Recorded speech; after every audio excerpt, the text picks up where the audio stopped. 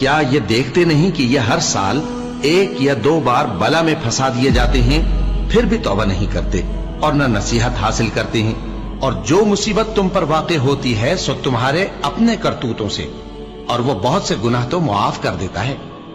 اور تم زمین میں اللہ کو عاجز نہیں کر سکتے، اور اللہ کے سوا نہ تمہارا کوئی دوست ہے اور نہ مددگار۔ کیا تم یہ خیال کرتے ہو کہ یوں ہی بہشت میں داخل ہو جاؤ گے، اور ابھی تم کو پہلے لوگوں کی سی مشکلیں تو پیش آئی ہی نہیں؟ ان کو بڑی بڑی سختیاں اور تکلیفیں پہنچیں، اور وہ صعوبتوں میں ہلا ہلا دیے گئے، یہاں تک کہ پیغمبر اور مومن لوگ جو ان کے ساتھ تھے سب پکار اٹھے کہ کب اللہ کی مدد آئے گی۔ دیکھو اللہ کی مدد ان قریب آیا چاہتی ہے۔ اللہ کسی شخص کو اس کی طاقت سے زیادہ کا ذمہ دار نہیں بناتا۔ اچھے کام کرے گا تو اس کو ان کا فائدہ ملے گا، برے کرے گا تو اسے ان کا نقصان پہنچے گا۔